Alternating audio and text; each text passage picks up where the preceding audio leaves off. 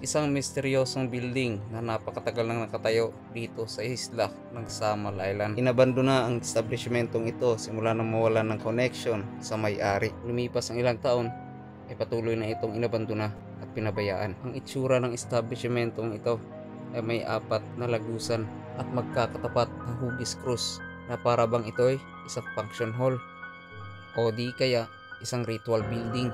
Inirekomenda ang location na ito sa amin ng aming malapit na kaibigan. Ang lugar na ito ay nasa gilid ng daan mismo at napapaligiran ng malaking hektarya ng manggahan.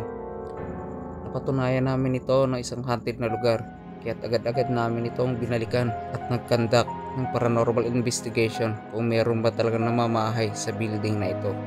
Sa mundo ng kababalaghan at ng mga nilalang na hindi natin nakikita, kailangan natin mag-obserba at pataasin ang ating mga pasensya dahil bihira lang ito at hindi basta-basta. Noong napatunayan namin na haunted ang lugar na ito, ay agad-agad namin ito binalikan at pinagtibay ang investigasyon.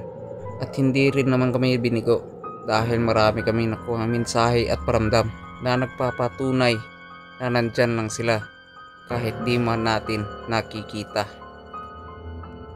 Ang temperatura ng paligid ay magkahalong lamig at init na para bang may kuryente na nakapalibot sa lugar.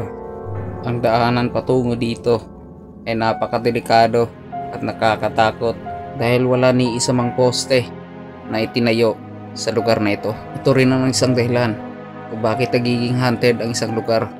Napakatahimik dito at tanging sasakyan lang ang maririnig mo sa daan. Ang dumadaan dito ay nagigilabot kapag tinitigan nila ang abandonadong building na ito. Anong uri kayang elemento ang naninirahan sa building na ito? Kaya't samahan nyo kami na imbestigahan at tuklasin ang misteryo sa mundo ng kababalaghan.